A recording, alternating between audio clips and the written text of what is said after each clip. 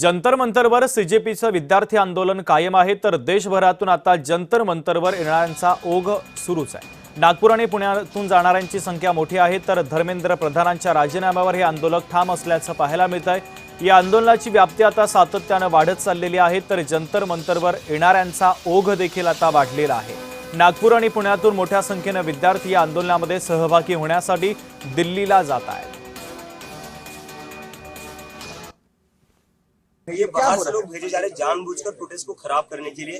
हम यहाँ पर 1 महीने से बैठे हुए थे, 1 महीने में ऐसी कोई वारदात नहीं हुई, लेकिन अब क्या हो रहा है, जैसे ये प्रोटेस्ट बड़ा हो गया है तो ये बाहर से गुंडे भेजे जा रहे हैं बीजेपी द्वारा जानबूझकर लोगों को उकसाने के लिए। और यही लोग हैं जो पथराव करे बीजेपी के।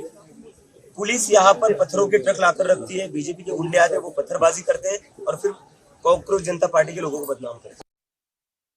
आम्ही मागच्या सरकारकडे गेलो होतो चर्चेसाठी, पण सरकारने 5 तास बसून ठेवलं। 5 तासात ते फक्त 10 मिनिटं बोलले, तर त्यांनी एका प्रकारे आमचा पूर्ण टाइम वेस्ट केलेला आहे। आता जर सरकारला चर्चा करायची असेल तर ही सरकारच्या घरी होणार नाही, आता ती जंतर मंतरला।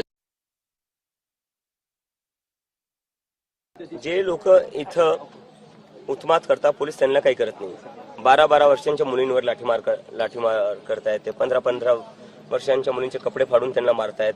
पण जे सिव्हिल ड्रेसमध्ये काही लोक दगडफेक करत होते आणि असं पाहण्यात आले की काही पोलीसवाल्यांनी सुद्धा गाड्या फोडलेल्या आहेत, तर सिव्हिल ड्रेस मधल्या पोलिसांनी गाड्या फोडल्या, त्याचे व्हिडिओ आलेले आहेत। तर पोलीस कुठं ना कुठं कॉम्प्रोमाइज आहे। पोलीस कुठं ना कुठं जे बाहेरून गुंडे येत आहेत त्यांच्यासोबत मिळून हे प्रोटेस्टला डिस्टर्ब करायचा प्रयत्न करतात।